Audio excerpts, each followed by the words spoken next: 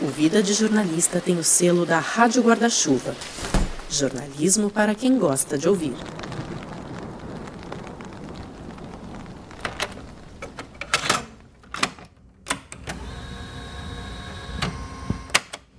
Rodrigo Alves e essa é a série...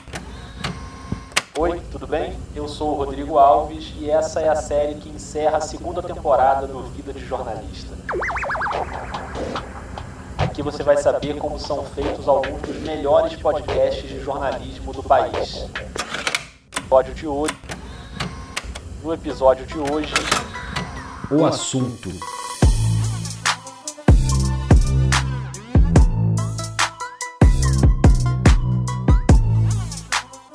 Hoje a gente vai saber mais sobre um dos podcasts mais importantes do país, que chega aí no seu celular de segunda a sexta e de vez em quando numa edição extra no fim de semana, porque, o que não falta nesse país é assunto.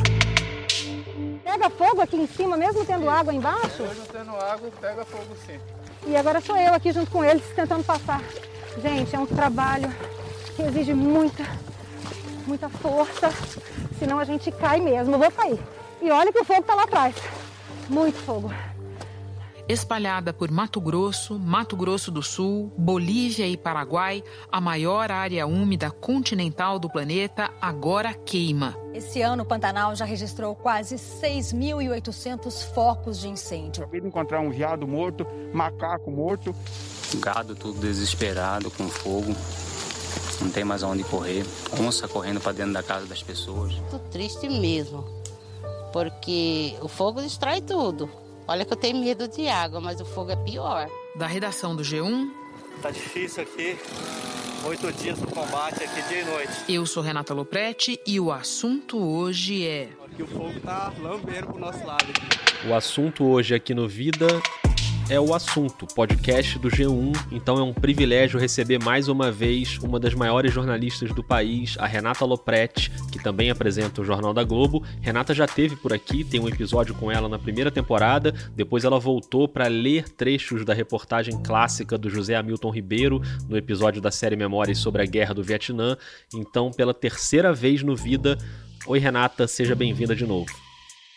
Oi, Rodrigo, muito obrigada pelo convite. Sempre uma alegria conversar com você sobre jornalismo, sobre podcast e uma alegria especial compartilhar um pouco da experiência diária do assunto, até pelo tanto de energia minha, da equipe que ele consome. E porque é também assim, conversando, que a gente aprende e melhora.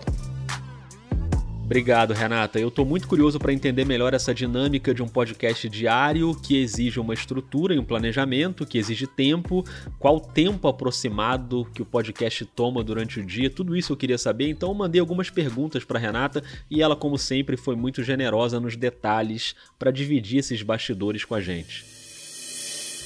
Bom, quando eu soube que você queria uma rotina de produção e um tempo aproximado que um episódio leva para ficar pronto e que eu gasto num dia com o podcast, eu quase entrei em pânico, porque eu me dei conta de como é difícil calcular isso. É curioso porque o Vida é um podcast semanal e para mim também é muito difícil fazer essa conta do tempo que ele ocupa na minha rotina, Ele fica no meio de várias outras coisas. Tá tudo misturado atualmente. Para mim, eu acho que para muitas pessoas. Eu normalmente estou fazendo mais de um trabalho ao mesmo tempo e todos esses trabalhos estão misturados em horas que, em tese, não deveriam ser ou não seriam de trabalho. Então, é uma conta difícil de fazer.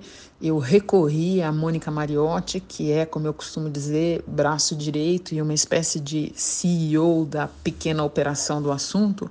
E quando eu falei para ela que você queria saber o número de horas, ela brincou e falou: amigo, é o dia inteiro. Eu te entendo, Mônica, eu te entendo. Mas enfim, vou tentar resumir aqui. Então vamos lá. Nós entramos em operação mais ou menos às 10 da manhã, que é quando eu começo a conversar com a metade da equipe do Pod que está no dia a dia ligada à produção. tá?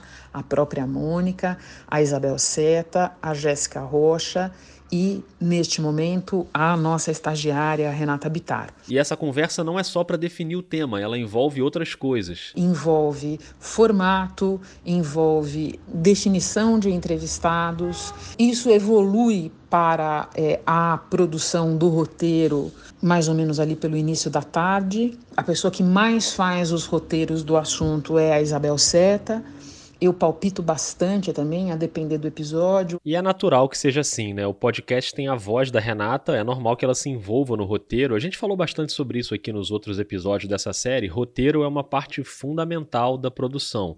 Assim como, no caso do assunto, as entrevistas também. As nossas entrevistas são feitas normalmente no final da tarde, salvo quando o nosso entrevistado, por algum motivo, demanda que seja diferente. Na pandemia, as entrevistas têm sido remotas e não presenciais, mas enfim, não tem jeito. E aí, ok, entrevistas feitas até ali no início da noite. Começa a etapa de edição do pod. E entra na roda a segunda metade da nossa pequena equipe, que é a metade mais ligada à edição e que já estava em ação porque participa das gravações, tá?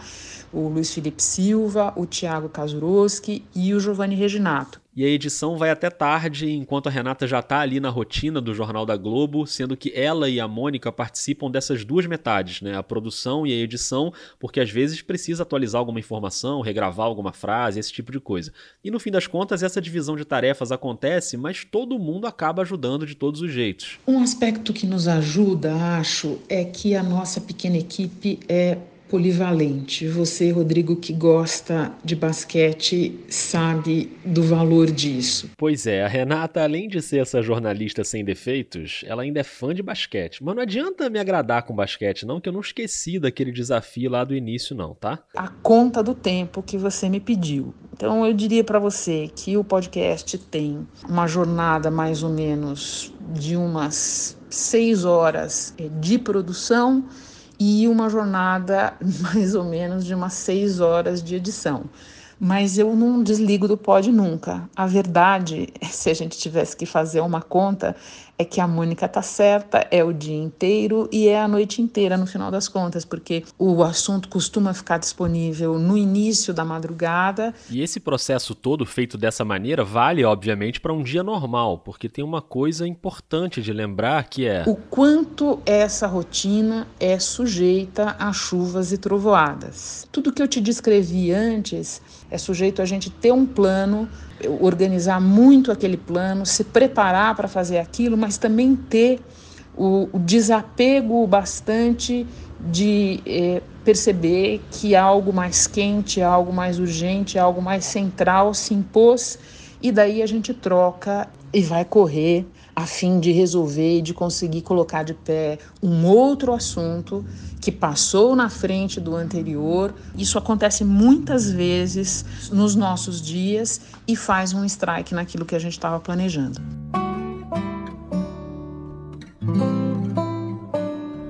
Agora que a gente já entendeu como é a rotina, eu pedi para Renata escolher um episódio marcante, só um, para contar os bastidores dele.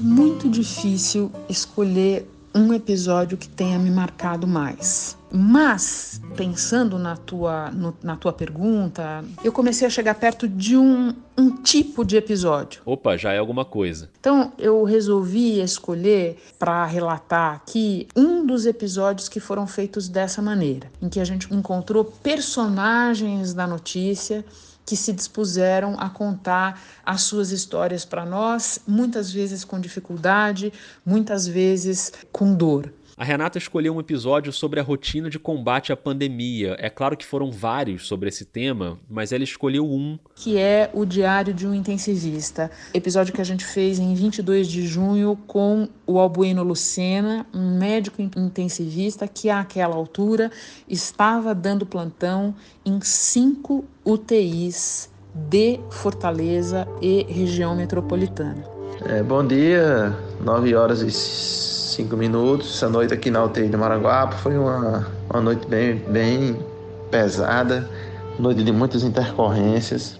muitos pacientes. A procura por esse personagem que pudesse contar a história de uma UTI começou em Fortaleza. Porque àquela altura o Ceará era um hotspot de Covid no Brasil. A ideia inicial era fazer com 2 médicos, um do Ceará e um de São Paulo, para mostrar a realidade em lugares diferentes. Aí a Jéssica Rocha, que é da equipe de produção, foi atrás de alguém que topasse fazer em Fortaleza. A pessoa indicada originalmente para a Jéssica estava tinha entrado em licença maternidade e foi ela que nos conduziu ao Albuíno. 7h47, estou falando aqui do Ceará, indo para o meu plantão, na UTI de Maranguape. Quando a gente chegou ao Albuíno e ouviu a história dele, e a rotina de trabalho dele, e como é que ele estava se relacionando ou não se relacionando com a família durante aquele período, nos pareceu algo tão rico, tão rico, tão rico, que a gente abdicou da ideia de fazer com 2 pessoas e centramos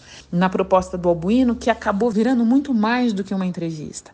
O Albuíno se dispôs a gravar para nós partes do plantão dele. São 8h01, estou aqui agora na sala de paramentação, me vestindo para entrar na UTI. Eu me lembro que ele gravou em 2 turnos, nós tivemos o diário de 2 plantões dele. Isso acabou ficando muito rico, porque o segundo plantão foi um plantão até mais rico em eventos do que o primeiro. Nós acabamos mostrando até uma intubação enquanto ela estava ocorrendo. São 23h41, vamos iniciar aqui o procedimento agora de intubação orotraqueal. Paciente de 70 anos, Covid positivo. Fora uma série de outras questões, assim, como é que o Albuíno, um médico jovem ainda, acabou tendo um papel central naquelas UTIs em que ele estava trabalhando.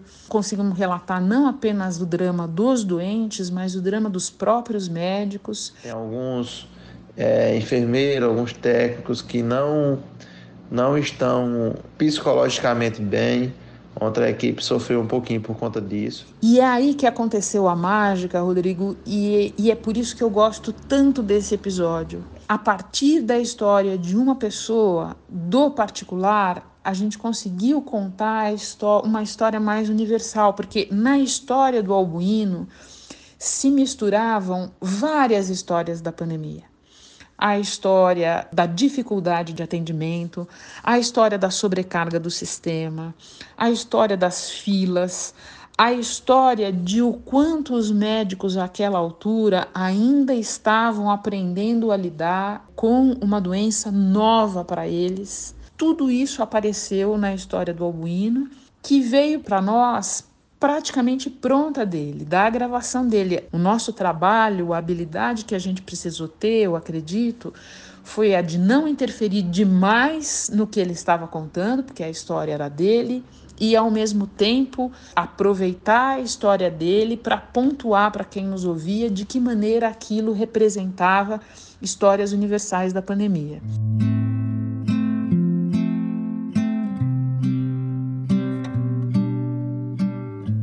Perfeita a escolha desse episódio, é um dos meus preferidos do assunto. Foi ótimo conhecer esses bastidores, Renata. Eu tenho um imenso carinho por esse episódio. Sou muito agradecida ao Albuíno, como sou a outros entrevistados nossos, por ter aceitado compartilhar. No caso do Albuíno, ele efetivamente trabalhou para o assunto, além de todo o trabalho que ele estava fazendo para a gente poder contar aquela história. Assim como eu sou muito agradecido a Renata por ter dividido aqui com a gente todas essas histórias. Muito obrigado, um beijo. Beijo grande.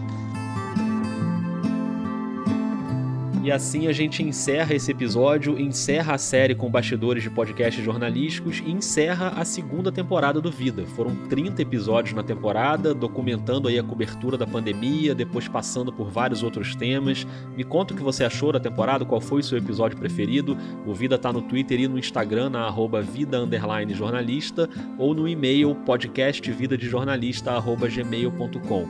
Tudo isso, obviamente, custa tempo, você sabe, custa dinheiro. Então, se você gostou da temporada e tem condição de apoiar um projeto jornalístico, dá uma olhada nos planos mensais, buscando por Vida de Jornalista no Catarse ou no PicPay, como você preferir. É muito importante essa ajuda. O Vida agora faz uma pausa e volta em dezembro com uma série em 5 capítulos. Acho que você vai gostar. E o último capítulo vai ao ar poucas horas antes da virada do ano. Porque esse 2020, em algum momento, ele tem que acabar, né? Muito obrigado, um beijo, um abraço e até daqui a pouco.